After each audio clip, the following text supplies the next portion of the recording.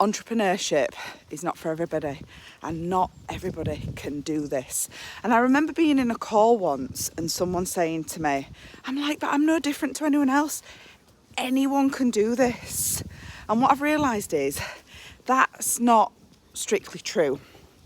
So what are the key ingredients to a successful entrepreneurial life? And I think these are a couple of them.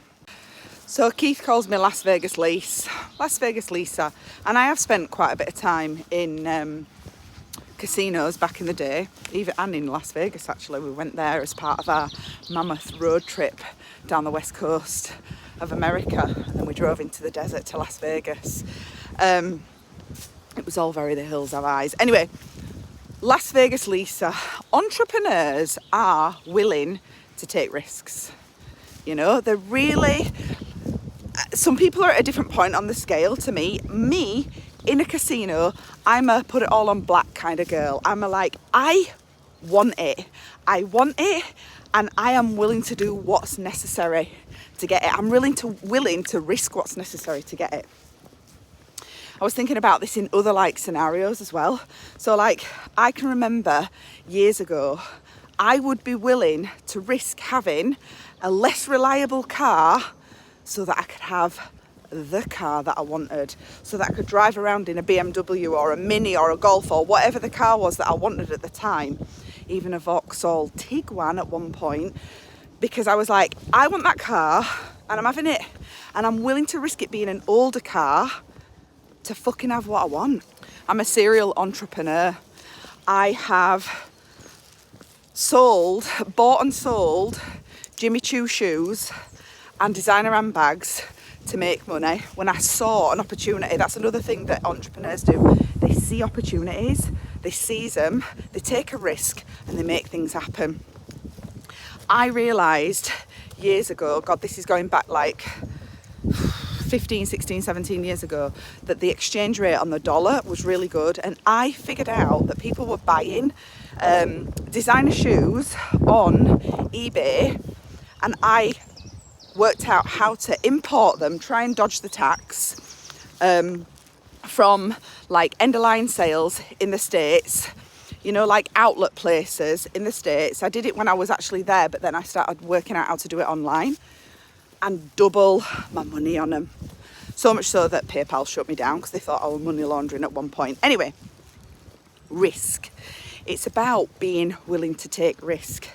And I think that the people that end up being the most successful entrepreneurs, you know, business owners and so on, are the ones that are willing to take risks when they don't have all the evidence in front of them of if it's going to work out, but they want something so much. They're like, I'm going to do it, I'm going to get into it, and I trust myself to fucking like figure it out as I go along.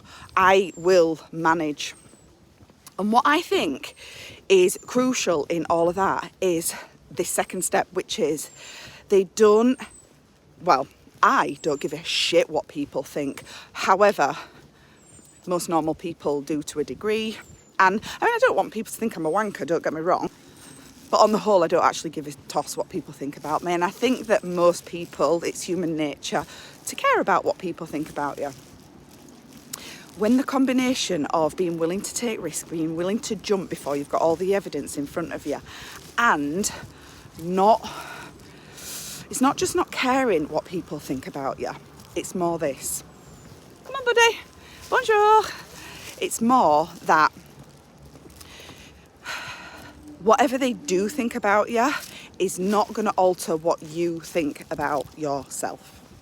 And I feel like when those key ingredients are present, you can probably say that you will fit the bill, go the distance, and not just survive as an entrepreneur, but potentially thrive, because you see what you want, you're willing to go after it, you don't care what people think, or if you do, even when you do care what they think, it's not going to alter how you feel about yourself, and you're willing to seize opportunities and take risks, knowing that sometimes the risks don't always work out, but that you'll figure it out as you go along the way.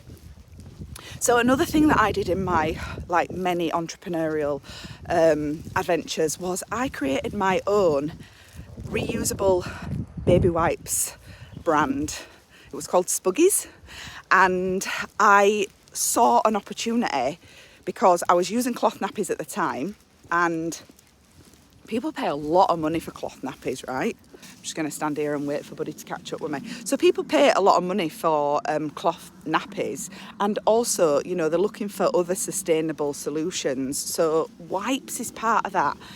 And back then, Cheeky Wipes was just about coming on the scene, if you know then. But I had worked out, because I've been making my own fleece liners for the kids' nappies, I could make these into wipes. So I also spoke to somebody who was an aromatherapist. I came up with a blend to soak them in, to use, blah, blah, blah, blah, blah, blah, blah, blah, blah. Now, ultimately, I did make some money, not loads of money, but it fit in with what we were doing. It was another like opportunity seized, and I was willing to risk like paying for some like branding and stickers, and I was willing to risk like buying a bunch of fleece. I figured out how to get that like at a good price. I was willing to risk certain things, not knowing 100% that it were gonna like give me the payback, but it were worth it. And it was another one of those like confirmations to me that I can risk things without everything in front of me and pull something really good off at the other end. So if you want to flex your entrepreneurial muscles, I want you to do this. Just start taking some little risks without knowing everything. But like, trust yourself that you will be able to figure it out as you go along. Just decide to take a few more risks. Move before you've got all the information in front of you that everything's going to work out. And trust yourself that it doesn't really matter what other people think. So what really, really matters is what you think about yourself. Focus on that. Where's my dog? That's what I wanted to share today. Right, finishing my walk. Catch you in a bit.